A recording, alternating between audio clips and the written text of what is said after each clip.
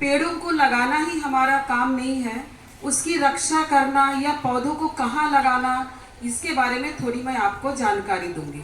कुछ plant lover भी होंगे, कुछ के घरों में बहुत सुंदर सुंदर गार्डन भी होंगे, बगीचे होंगे आपके घरों में, क्योंकि यहाँ मैंने देखा है महाराष्ट्र में लोगों को प्लांट्स का बहुत शौक है। तो इसी के उपलक्ष्य में मैं आपको बताना चाहूँगी कि कुछ जो चीज़ें हैं जो हमें ध्यान में रखनी चाहिए प्लांट्स जब हम लगाते हैं, या लगाने के पहले या लगाने के बाद। सबसे पहले हमें सनलाइट की ज़रूरत होती है। सनलाइट की ज़रूरत इसलिए होती है क्योंकि आपको पता है कि फोटोसिंथेसिस एक क्रिया होती है, प्रकाश संश्लेषण, जिसमें कि पौधे अपना खाना बनाते हैं। और वो खाना कब बनेगा?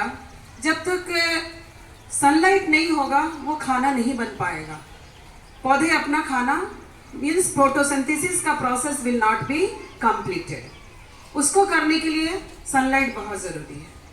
हम ऐसे जगह पौधे लगाएंगे जहाँ की सनलाइट परिपूर्ण हो, इसीलिए हम ग्राउंड को चुने हैं। ग्राउंड में सनलाइट बराबर मिलेगा। अब आपको एक चीज़ बता दें कि कुछ प्लांट्स इंडोर होते हैं, कुछ प्लांट्स आउटडोर होते हैं। इंडोर प्लांट्स को सनलाइट की ज़रूरत कम पड़ती है। उसको अगर 15 दिन में एक बार भी थोड़ा बाहर रख दिए तो ओके, ठीक है। लेकिन आउटडोर जो प्लांट है उनको कंटिन्यूअस सनलाइट चाहिए, इसीलिए उसे हम बाहर लगाते हैं, तभी उसका नाम भी है आउटडोर प्लांट। तो सनलाइट जहाँ है वो हर पौधे के लिए समान नहीं है, अलग अलग है। कुछ पौधों को कम चाहिए, कुछ पौधों को ज़्यादा चाहिए। और इसी के आधार पे हमने पौधों को 3 भागों में बांट दिया है। कुछ पौधों को हम बोलते हैं लॉन्ग डे प्लांट, कुछ पौधों को हम बोलते हैं शॉर्ट डे प्लांट, और कुछ को डे न्यूट्रल प्लांट की ज़रूरत ज़्यादा होती है। और शॉर्ट डे प्लांट उनको डे लाइट की ज़रूरत थोड़ी कम होती है। और डे न्यूट्रल ऐसे प्लांट है उनको व्यवस्थित कम भी है तो भी चलेगा, ज़्यादा भी है तो भी चलेगा। इस तरह से एक क्रिटिकल पीरियड होता है।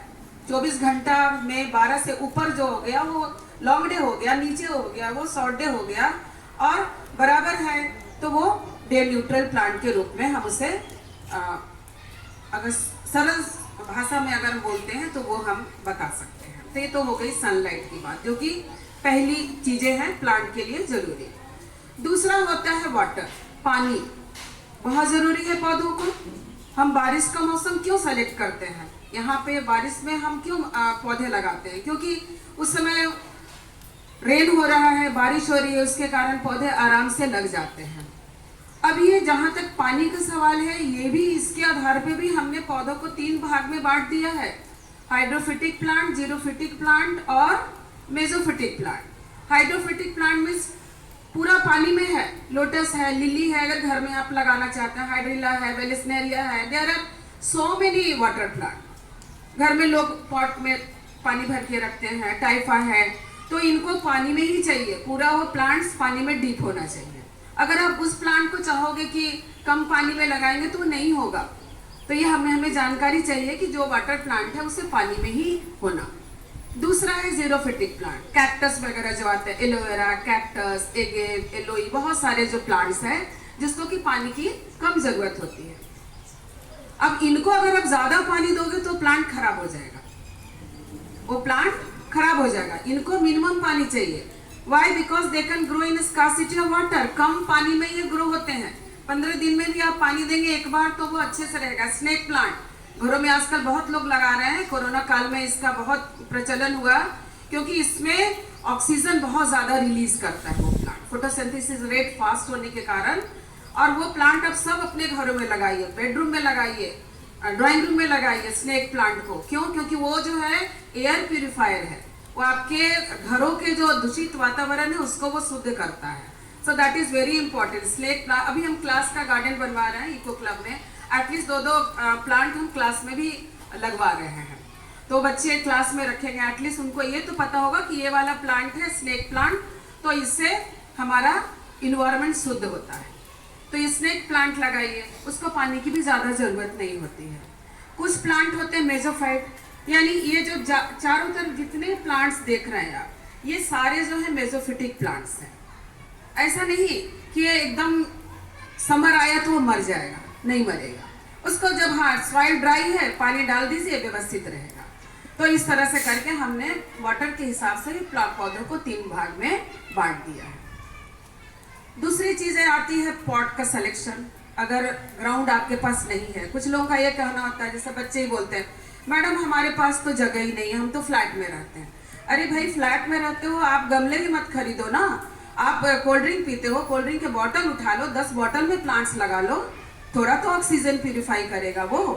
तो पॉट्स पर अब जिसके रूट्स कम छोटे होते हैं, कम आते हैं, स्प्रेडिंग रूट होते हैं, उसके लिए ज़्यादा बड़े पॉट की ज़रूरत नहीं होती है। हमने अपने लैब में भी एक छोटा सा गार्डन तैयार करके रखा है, छोटे छोटे पानी के बॉटल्स में लगा रखे हैं, उसको ज़्यादा मिठाई के डब्बे आते हैं उसमें लगा रखे हैं, तो वो झील होना चाहिए।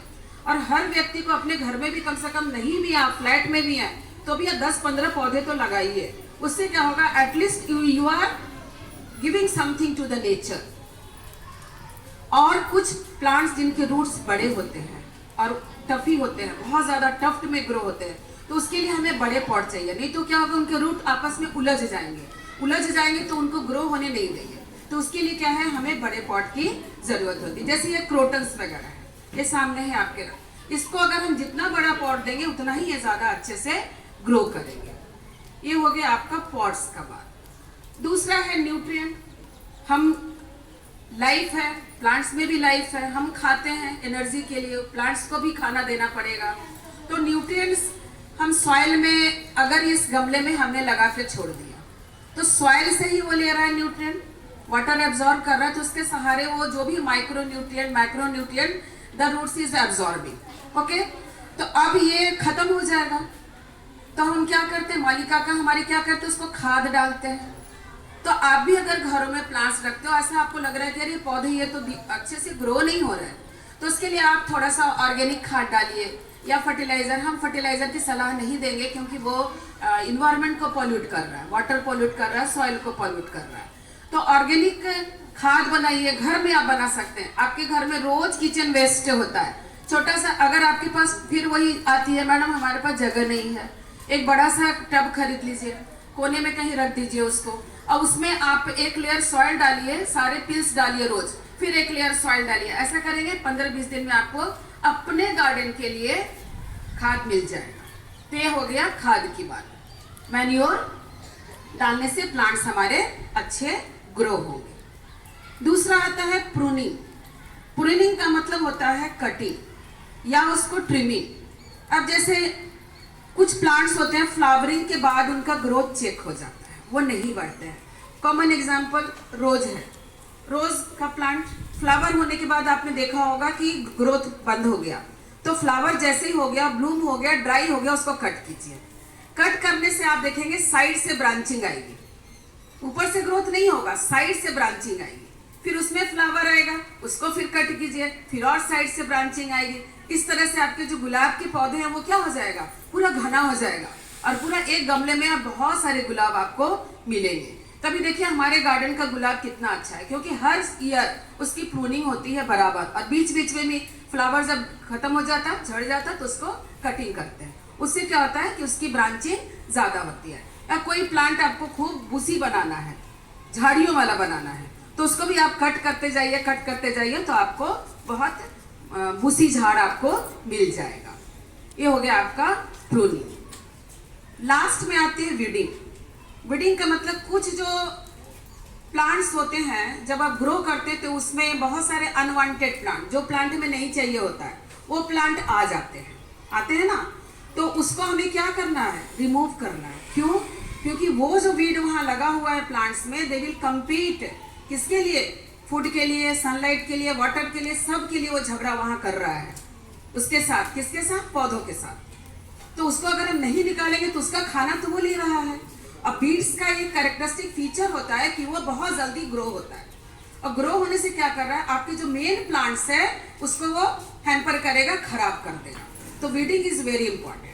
अब वीडिंग भी 2 तरह से हम करते हैं। एक तो जैसे सॉइल जब हम बनाते हैं तो उसी में से पूरा जो भी खरपतवार है उसको हम हटा के सॉइल बना के डाल दिए, that is called as tilling. That process is called as tilling. मतलब हम जब कोई लगा रहे हैं कोई चीज़, तो उसमें हम पूरा उसको क्लीन करके लगाएं।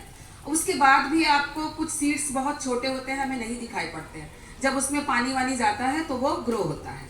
ग्रो तो उसको बोलते हैं मोइंग। MOWING। मोइंग बोलते हैं, उसमें क्या है, तो हमें या तो हैरो से, खुरपा से या हाथ से उसको हमें निकालना पड़ता है। तो इस तरह से ये जो सारे चीजें अगर आप व्यवस्थित करते हैं अपने घर में, तो आप अपने पौधों को बहुत अच्छे ढंग से सुरक्षित रख सकते हैं।